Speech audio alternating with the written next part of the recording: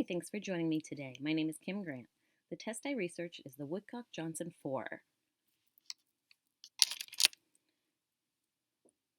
The Woodcock-Johnson test is a set of intelligent tests first developed in 1977 by Richard Woodcock and Mary E. Boner Johnson. It was revised several times, and the latest version in 2014, which is the current version 4, was written by Frederick Schrank, Kevin McGrew, and Nancy Mather. Publisher is the Houghton Mifflin Harcourt. So why test with WJ4 or Woodcock-Johnson 4? It's a single comprehensive test suite with solutions for early childhood through adults and senior testing. It does a broad range of ages. It's been updated and expanded. Interpretive model includes a GFGC composite for comparisons to measure of academic achievement, cognitive processing, or neural language. The new domain-specific scholastic aptitude clusters that allow for achievement and valid predictions of academic achievement. Assessments. The WJ4 consists of 3 independent co-norm batteries. Those include achievement, cognitive abilities, and oral language. Co-norm being that they can be used individually or they can all be used together. Achievement is the first one. Achievement is ideal for accurately screening, diagnosing, and monitoring progress in reading, writing, and math. As you can see, there's 20 tests up top. In clusters, there are several clusters below. You use achievement battery to meet the IDEA math reading assessment requirements, compares levels of achievement to academic knowledge, and administer a brief achievement cluster. Cognitive, you can see here there's 18 tests and several cognitive clusters below, several which look like they're new to the 4 from the 3. The WJ4 tests for cognitive abilities contain the greatest range of cognitive abilities of any standardized body of tests. They pinpoint cognitive correlates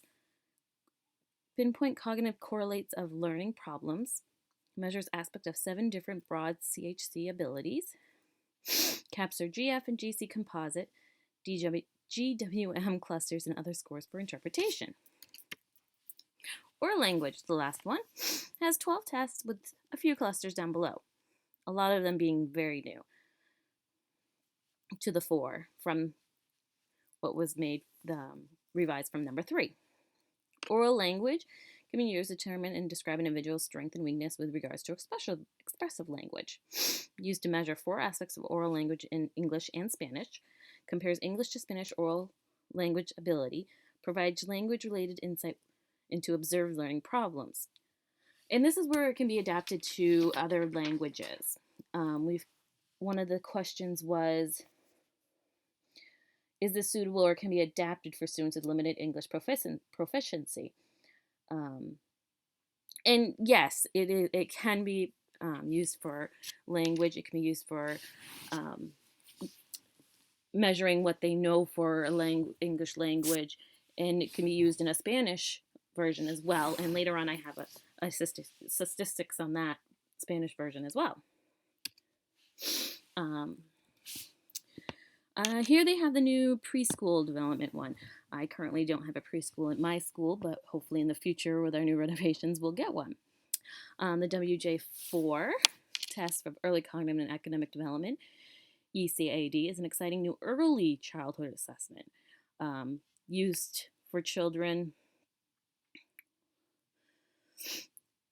in the early childhood settings, I guess. Be good for preschools and beginning of school. Let's see. Subtest descriptions. Woodcock-Johnson has a ton of subtests. Here is a few samples of the standard batteries, including letter-word identification, calculation, spelling, writing fluency, several things. And a lot of them just measure a student within that battery and their abilities at that level. Again, extended batteries, there's tons of these too. Here are some samples of extended ones. Word attack, editing, reading vocabulary, several more options for getting a child's level. Okay, administering. I am not trained enough to be administering this test. It is a lot of components and a lot of organizing.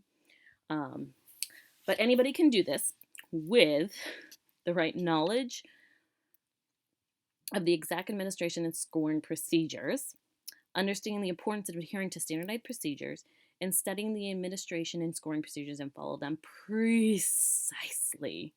This, I again, think will practice would come in handy. Accommodations. So I said before about the Spanish. Says, under the thoughtful guidance of Dr. Yuna Sandoval, 3 Spanish oral language tests were adapted from parallel English oral language tests, which gives Spanish-speaking children the ability to take the test as well. Then it also has that Dr. Lynn Jaffe and Dr. Kirstelda Alvarado assisted with sections with the examiner's manual, providing expertise for accommodations for students with specific disabilities, Spanish oral language assessments, and English language learners. It didn't give any specifics on accommodations and modifications, but it did say that it had in the manual specific section for what kind of accommodations could be used for certain students. So accommodations are welcome, and then if you read the manual thoroughly, you will be able to know what they were. Scores. Because the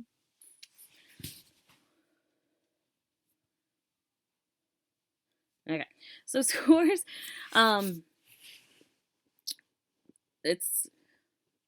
they're scored within the batteries. I did a table here with the classifications for obtained standard scores. So if Johnny comes in with a score of 88, he's going to be in the low average range. Maybe not to the point where he needs help, but maybe to that point where maybe we're keeping an extra eye on him. One thing else I liked about this program itself was they offer a online scoring and reporting app, and it regenerates reports. It's to me, it sounds like it's a little more simpler collection of the scores and the tests, being in a computer-based. What do I want to say? A computer-based. Instead of having papers and files, it's a computer-based file. Easier to get around, easier to get through, help with any of the scoring that you need to get done, and all of those things. So norms were ages 2 to 90 plus. They had several variables that they looked at. They looked at region, sex, race, ethnicity, parent education, type of school. For older people, they did types of college. They did employment status. And then I also included a chart of distribution of WJ4 norms samples by age and grade. And it gives you a breakdown of what the age and the grades are with the norms, and get that in perspective. Reliability. The aim for the WG4 was to have cluster reliabilities at 0.9 or higher, and subtest reliabilities at 0.8 or higher. And reliabilities almost always met these standards. Then up at the top I have some median reliabilities across all technical age groups for the WGA4 ACH clusters. On the bottom I have selected reliability data for Test 5, phonological processing. And the big one is statistics and summary statistics and test-related reliability For the speed test and retest study, validity. Evidence was found that 15 concurrent validity studies show that the WJ4 tests and clusters correlate well with other tests and composite scores from batteries measuring similar constructs. So this test sounds like it really, really can fit into what you already are doing, or you can start with it and have your testing there. But it does sound like that it really does fit well with other testing and correlates well with them. Let's see. I have demographic characteristics of the clinical validity study samples, structural validity method comparisons across 7 batteries, including the WJ3, which is at the top, which is the 4 is actually an updated version of that. Let's see, and when it was cross-validated, it was 99.5% and 98.6% on the test. So the validity is definitely there within this test. This is a sample test that I picked up online for spatial relationships. Looks very neat, colorful, to the point in general. Sample standard score report. This is page 1 of the report. The second page was mostly the bottom part continued with the rest of tests that were done. But it's pretty simple and based, and you can easily kind of judge where a child stands within this, and have this test right at your fingertips on that online base, scoring reporting base that you can get it out. That brings us to pricing. So through Home Mifflin Harcourt, web-based scoring reporting. It's accurate and reliable results delivered in real time through robust results. It does give you some data exports for third-party vendors or anyone that needs to go to. There are several different categories here. Looks like the highest is 165.25 for a package of 25. So I think it's definitely doable for people who wanted to get into it.